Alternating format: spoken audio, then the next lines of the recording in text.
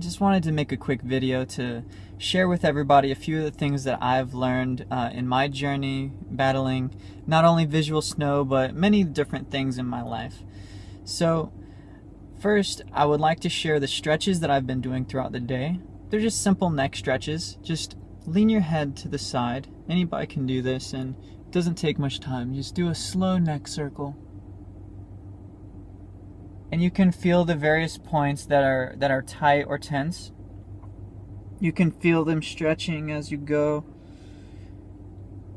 And when you hit a spot that's tense, for me, those spots are mostly here and up here. I'm gonna gently rock back and forth on that spot. Just gently. Don't crank it hard. Don't pull it hard. Just gently let your head just pull on those pieces of you. Also, breathing is very important. You need to make sure that you're breathing well, because breathing well will fill you with that energy that you need. It will fill you with that oxygen that your heart wants so badly to distribute throughout your body, and it is going to help nutrients get to your brain. It's going to help the backs of your eyes with the migraine auras and everything. It's going to all have more oxygen. It's going to have more energy.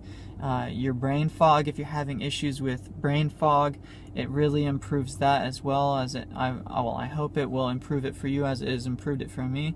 And as well as I've been reading a lot on this subject. I didn't stop when I found out about myself for the stretching.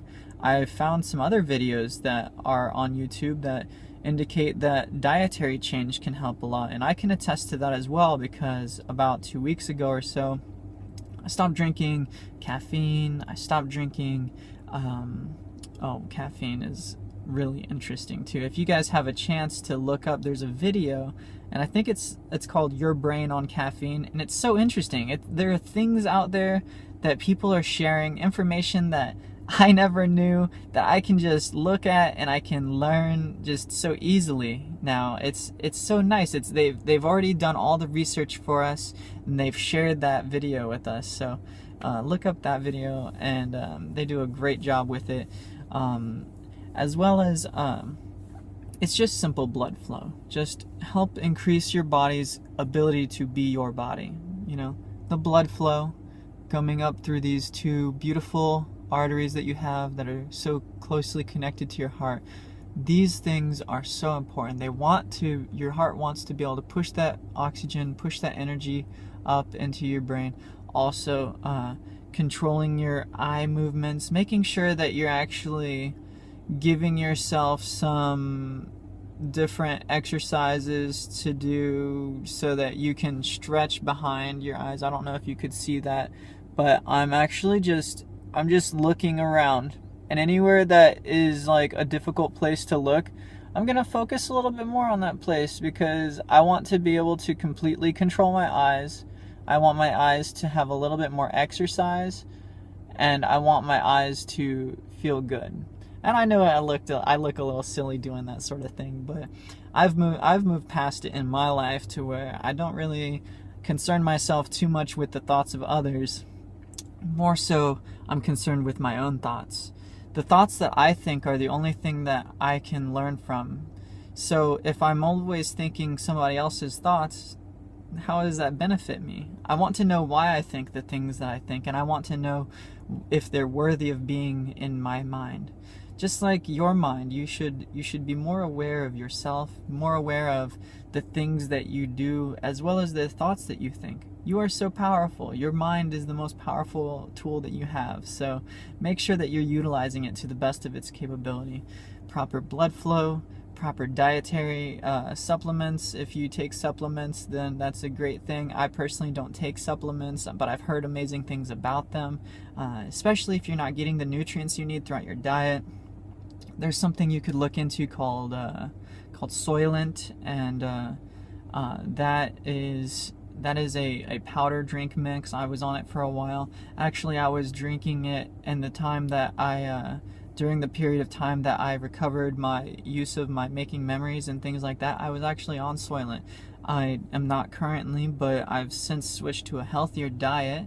than my normal diet before and after Soylent, which was consisted of a lot of sugar, a lot of things like that. So if you're taking in a lot of sugar, you will be amazed if you stop for a week or two, just like I've done, and you are able to just taste things so much better. And since I've started doing these stretches, my sense of smell has improved. I can smell things so much easier now, you know, which is so incredible. You know, I can smell little things, you know, as well as it's helpful to me as well, because think about all the times you go to a restaurant that, you know, I was just at a restaurant the other day, and I won't mention their name because I know that it wasn't their fault, but I got my orange juice, and I went to take a drink of it, and I took a little sip, and as I was taking a sip, I breathed in, because I love the smell of that fresh orange juice, you know, and I was like, and I could smell the bleach in the cup, you know. Well, when you wash dishes at a restaurant, you're gonna rinse them really well off, you're gonna sterilize them with bleach, and then you're gonna rinse them again so that you can get all of that, you know, bleach off of there. But sometimes there are little splashes of bleach still, and I could actually smell it. So instead of drinking it, I just kindly asked, I said, "Excuse me, ma'am, you know, would you mind if I got a different orange juice? I could just smell a slight hint of bleach in it, and it's offsetting to me." And she said no problem, and she brought me another one and made sure that it was good and everything, and it was great, you know. Everything that you do in life, you can do peacefully, you know.